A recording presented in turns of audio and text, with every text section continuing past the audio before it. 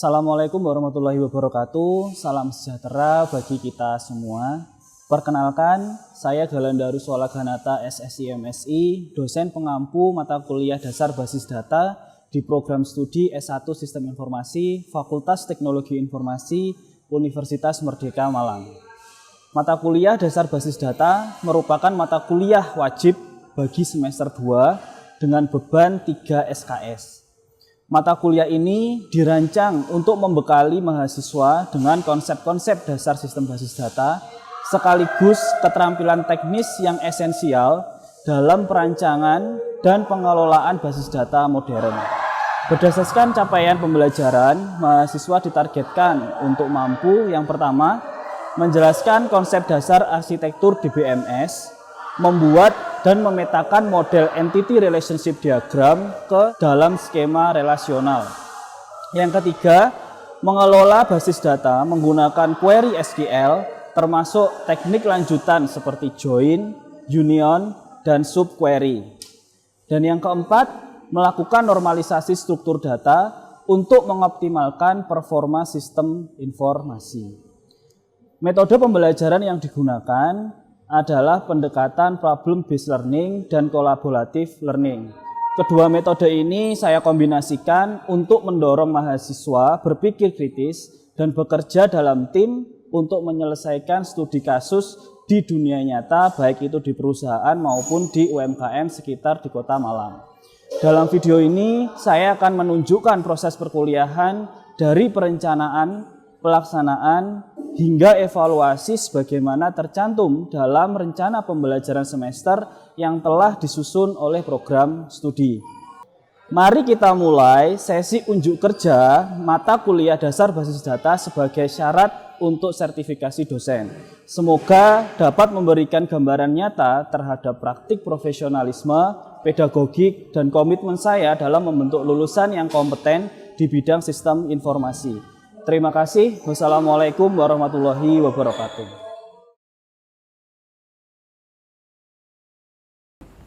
Oke, assalamualaikum warahmatullahi wabarakatuh.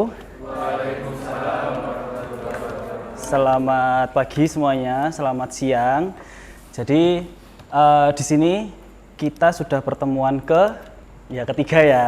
Jadi kita untuk hari ini materi yang akan kita pelajari terkait ERD atau Entity Relationship Diagram gitu. Nah, nanti apa kaitannya ERD ini di dasar basis data? Nah, oke. Untuk CPL-nya, jadi kalau teman-teman nanti lulus dari sini, teman-teman itu harus memenuhi kriteria 10 CPL atau capaian pembelajaran. Nah, kalau lulus mata kuliah ini, teman-teman akan memenuhi CPL yang kedua, yaitu mampu memahami, merancang, menggunakan sistem manajemen basis data, mengolah dan menganalisa data dengan peralatan dan metode pengolahan data. Nah, seperti kesepakatan kita di awal kemarin, kita nanti untuk implementasinya bisa menggunakan SAMPP, bisa Laragon, bisa yang lainnya juga bisa. Yang tools-tools sederhana. Mengapa demikian? Inputannya kita kan berbeda ya. Ada yang mungkin dari SMK, sudah tahu RPS, ada yang mungkin dari SMA yang belum tahu sama sekali apa itu tentang sistem informasi dan seterusnya. Inputannya berbeda, jadi mohon maaf kalau misalkan yang sudah pinter ya nanti bisa membantu saya untuk mengajari teman-temannya, gitu ya. Terus untuk CPMK-nya sendiri, kalau teman-teman mempelajari mata kuliah ini, CPMK-nya adalah mahasiswa mampu memetakan model ERD atau EERD. EERD itu enhancement, jadi dia tingkat lanjutnya dari ERD. Untuk pertemuan kali ini yang ketiga, kita hanya ERD saja. Nanti untuk pertemuan keempat minggu depan baru masuk ke EERD. Itu tingkatannya dari ERD. Nah, lalu untuk sub CPMK-nya, mahasiswa mampu membuat ERD dan EERD berdasarkan studi kasus yang diberikan menggunakan perangkat pemodelan. Nah, ini di lab ini ada beberapa software pilihan, ada Visio sama ada kalau tidak salah ada Edromax ya di sini. Nanti kita bisa memanfaatkan itu untuk proses pembelajaran. Nah, berikutnya, nah ini adalah ilustrasi ERD. Jadi kalau teman-teman mencari dari sumber atau dari modul yang pernah saya bagikan di pertemuan sebelumnya, itu ada beberapa simbol atau notasi ERD. Nah, yang umum ada dua ini. Yang umum ini ada notasi chain sama notasi crossfoot. Ilustrasi ini didapatkan dari mana? Dari cerita klien. Jadi kalau teman-teman nanti misalkan mengambil skripsi atau tugas akhir tentang data atau membuat website yang ada hubungannya sama back-end, database, ERD ini adalah sesuatu yang wajib. Nah, di sini contohnya kalau misalkan ini ilustrasi dari hubungan antara buku dan chapter. Chapter itu bab. Ya kan, kalau di dalam buku itu ada bab. Nah, sekarang pertanyaan saya, kira-kira di setiap buku ada selalu, bukan apakah ada, beda pertanyaan saya. Yang iya, tidak, kenapa? Apakah selalu?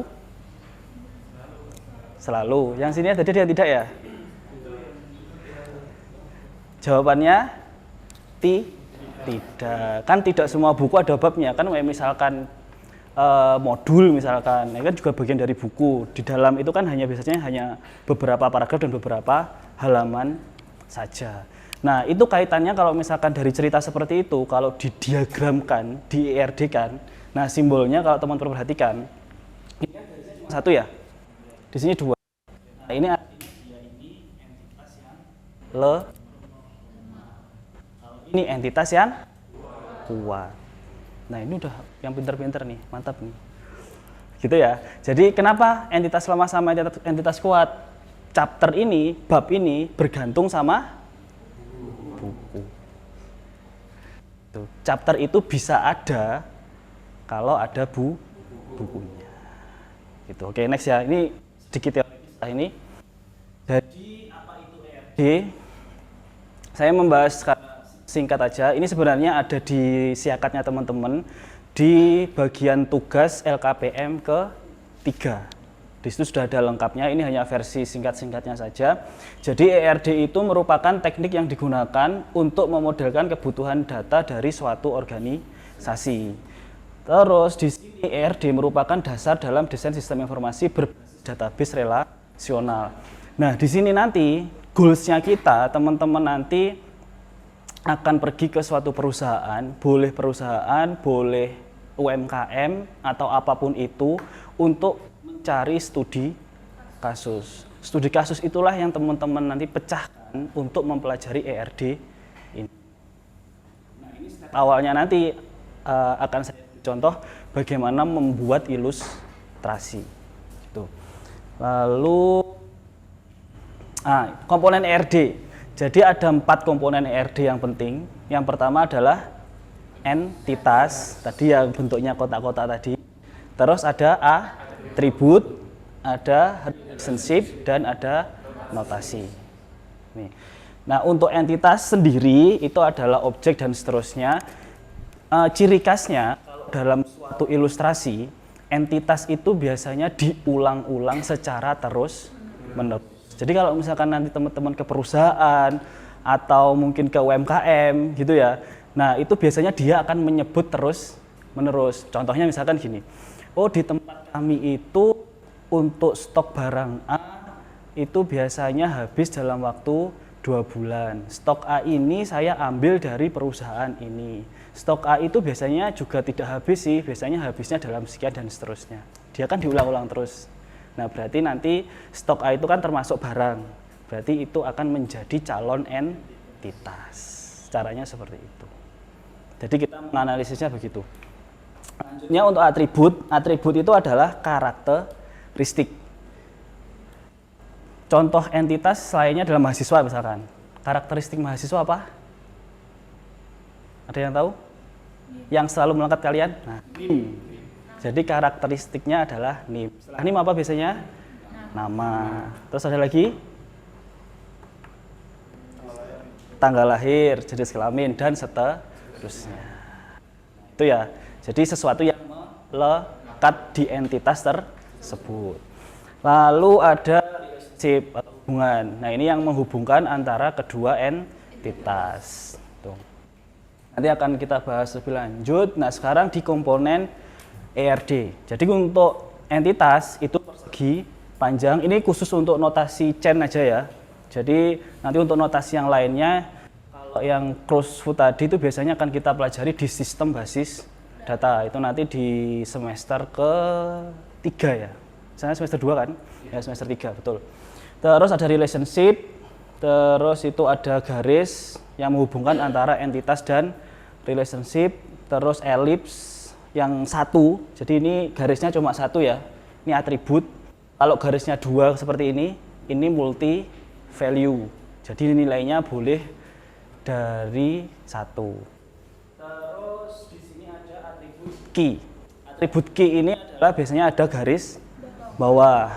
Dia kalau di implementasikan ke basis data, dia adalah calon primary key. Betul sekali. Sebelum lanjut, ada pertanyaan? Lanjut ya. Oke.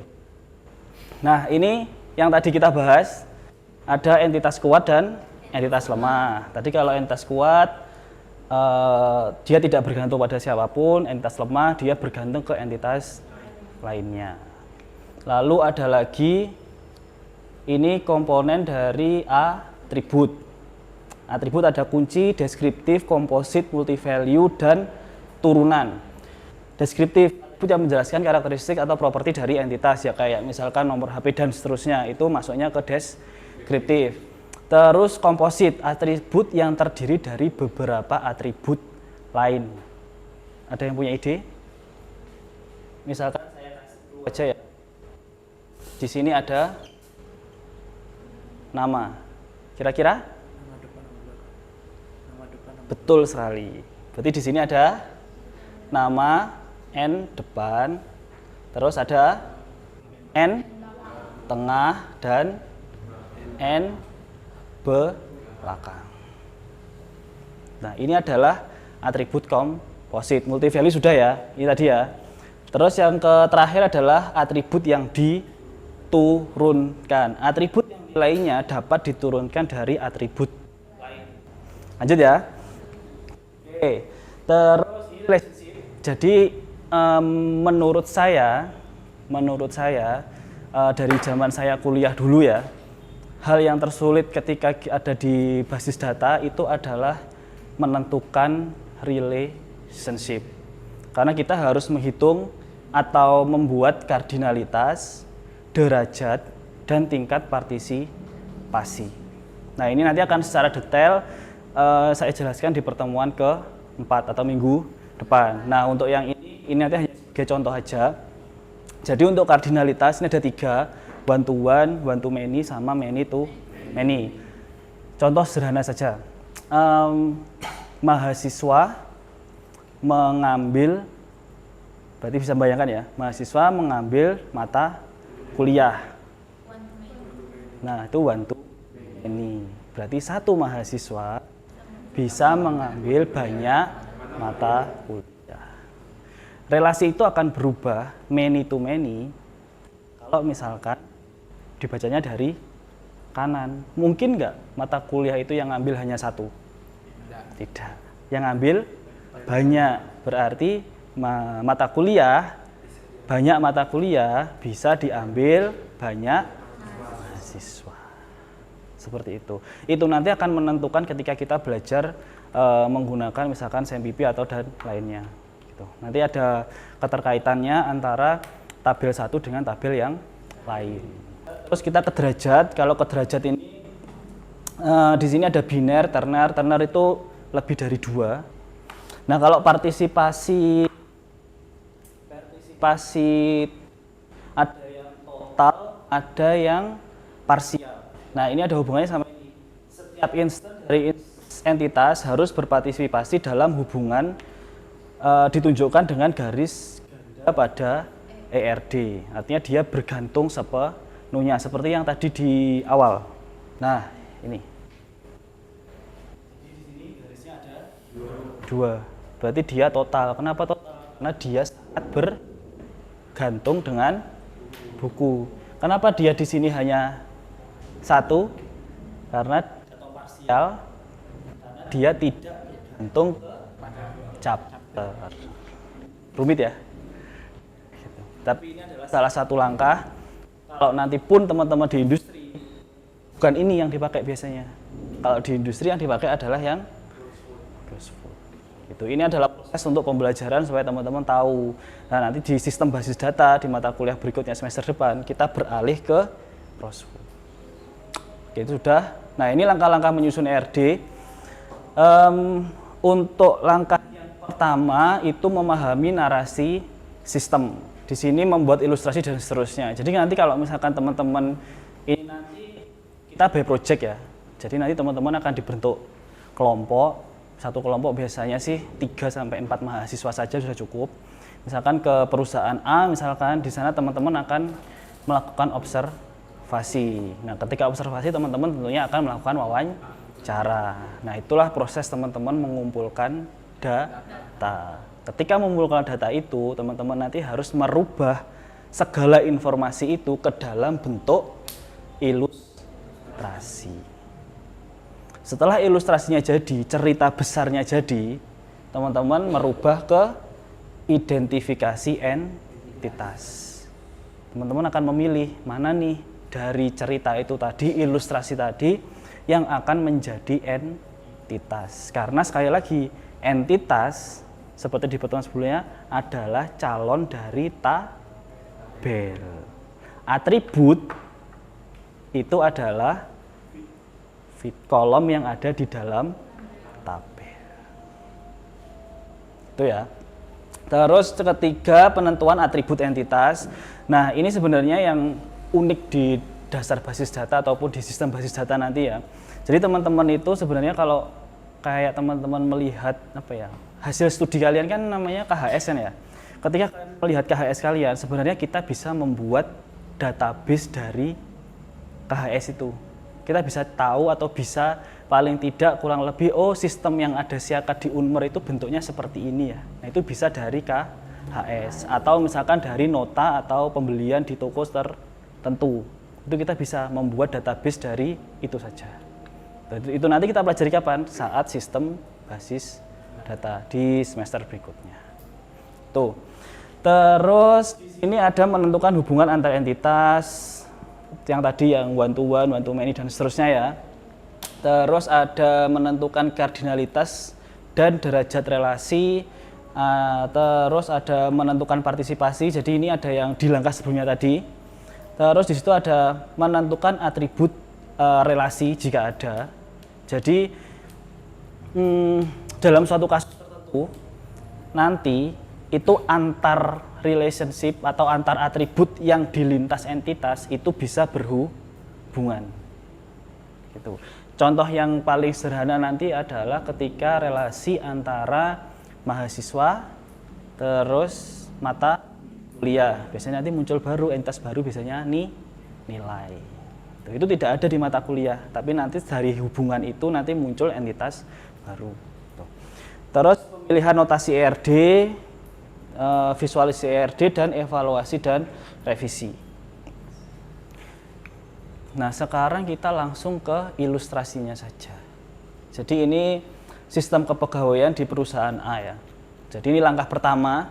Jadi kalau misalkan yang nanti kita ilustrasikan di sini atau kita pelajari di pertemuan kali ini, itu kita hanya sampai di step ke-3.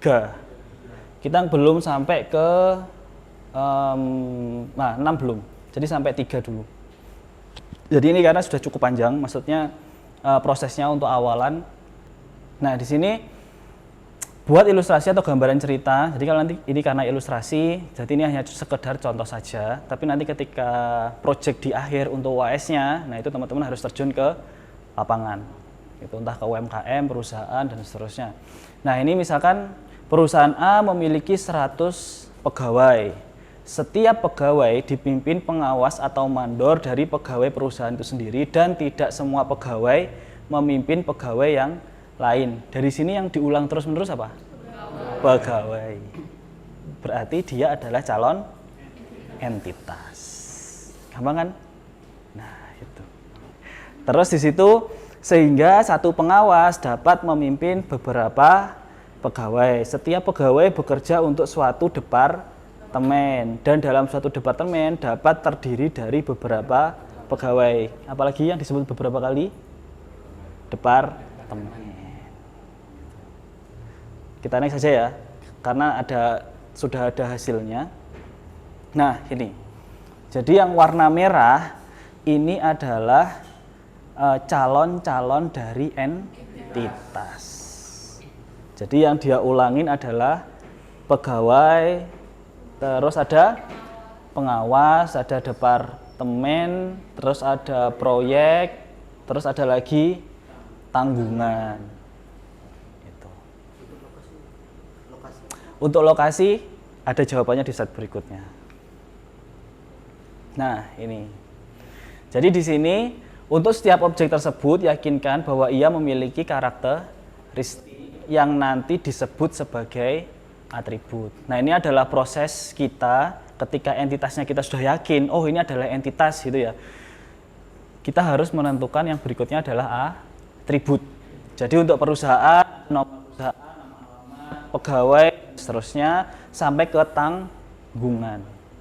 Ini kita belum menentukan ya, apakah dia entitas kuat atau entitas lemah. Ini hanya sebatas calon entitas dan atributnya. Kita lanjutkan. Nah, di langkah keempat, nah ini tentukan objek yang merupakan entitas. Jadi di sini sudah terisi hampir penuh. Jadi di sini perusahaan, nomor perusahaan, nama, alamat hanya berisi satu baris data, bukan entitas. Artinya apa? Artinya kalau kita menerapkan sistem ini berarti kita bisa hanya berupa data statis. Jadi kalau misalkan bikin web hanya di front end-nya saja, tidak perlu membuat database khusus untuk perusahaan. Ya gitu ya, dan seterusnya. Nah, di sini yang unik dari kasus ini, kalau teman-teman perhatikan, di sini ada pegawai dan pengawas. Pengawas tadi kan dia diangkat menjadi pengawas, pegawai diangkat menjadi pengawas dari pegawai itu sendiri.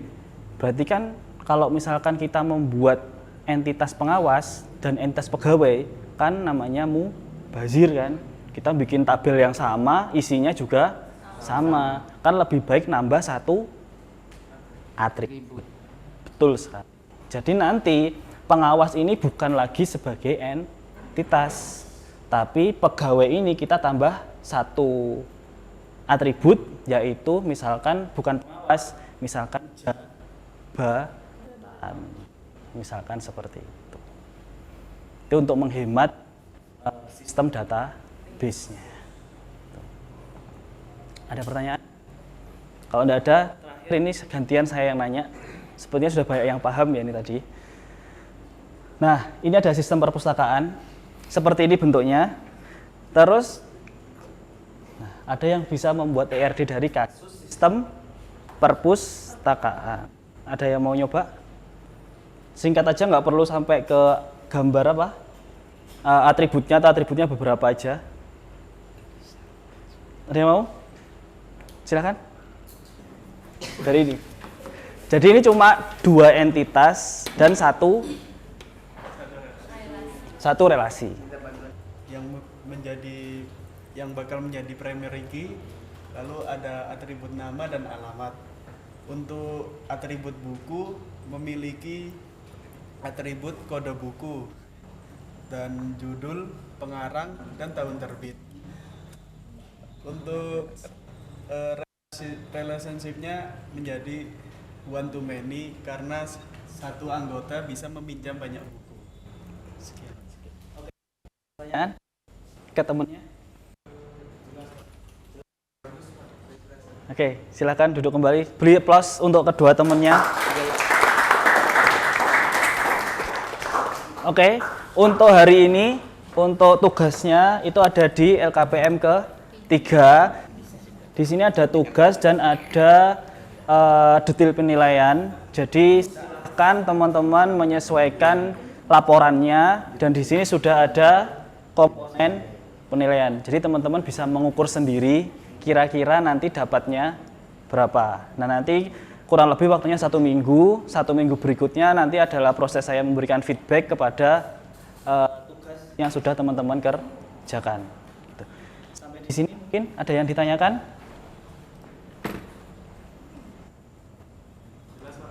Jelas ya? Oke, kalau tidak ada, saya akhiri untuk pertemuan pada hari ini. Ada kurang lebihnya dari saya, mohon maaf. Sampai ketemu di pertemuan minggu depan. Oke, akhir kata, wassalamualaikum warahmatullahi wabarakatuh.